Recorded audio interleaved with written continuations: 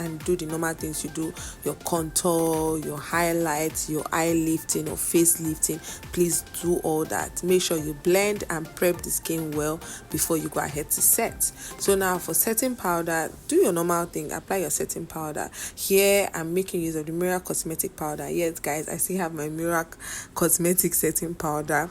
I don't know, I will definitely switch to another, and I will recommend another one when this one is finished. Okay, so for now, this is what I'm still using. So make sure you blend and tap in.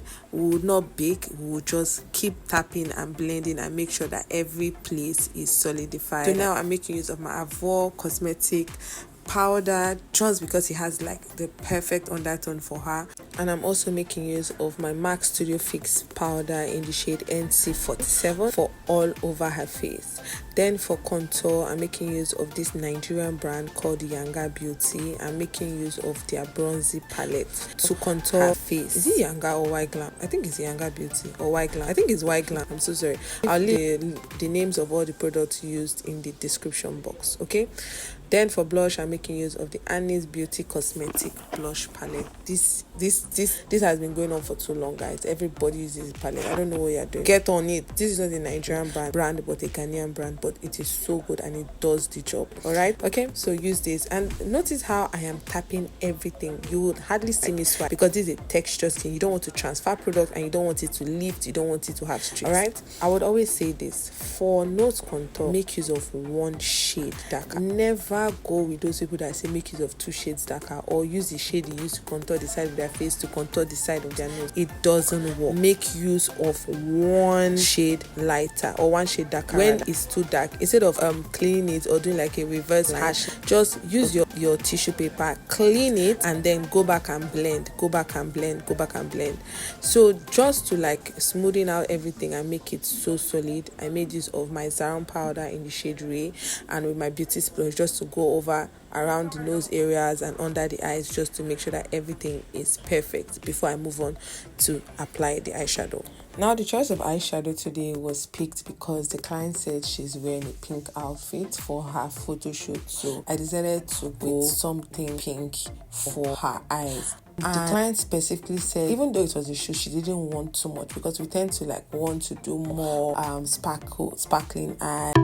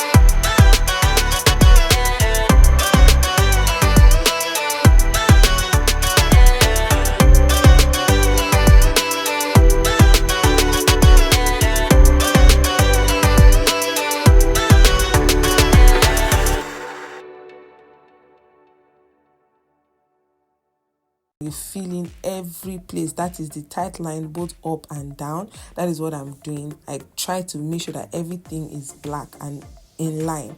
Then when I get to the end, I just flick it up and then I connect the bottom line to it, and that is it. If you do this, you would always get it right. Don't add pressure when trying to draw out the wing. Just stay away from like stretching the eye so that it will be firm when it comes to the wing. You can stretch the eye when you're trying to line it to get to the end of the eyes. That's the outer view. But when it gets to the outer view and you want to wing it out, don't stretch any part of the eyes. Let it be, and then you will give and get the best wing liner ever. Try this and let me know in the comment section if this works out for you. Guys, just in case you are new here on this channel, our goal is to really give and share impactful tutorials so that you can grow on your makeup journey. Our goal is that if you don't attend a makeup school or a makeup academy, you can watch videos on this channel and you can be educated enough to make money and become independent. That is what I'm asking. If you have any topic you're confused about and you really want to know about it, please leave a request in the comment section and we will be sure to attend to you and bring the solutions to whatever it is. Here we don't gatekeep. We are 100% honest. We review products from time to time. We share tips and tricks so that you can grow. So be rest assured that you have what you came here for. That is why I also would ask you to subscribe and share these videos to your other friends that would also want to learn, and it will do us a whole lot of good. Thank you so much for watching. Thank you for paying attention. Thank you for subscribing and turning on your post notification, giving us a like. That's a thumbs up, because all this encourages us to do more. All right, so I'm sorry guys, I couldn't get the full lip tutorial because the light went off, but yeah, I have tons of other tutorial where I show you how to create the perfect nude lipstick ever. So thank you for watching. Don't stop here. I have tons of other amazing and detailed tutorial, so I'll see you guys in the next tutorial. Bye for now. Yes, before I leave, this part of this tutorial is just to show you that it is okay to make mistake, and when you notice that a mistake has been done, it is okay for you to correct, no matter how far gone you are in your makeup process. I just needed to put this out there so that you can see that tutorials on YouTube is not all good and perfect. We also make mistake, and you should always go back to correct your mistake to make your job look perfect. Okay.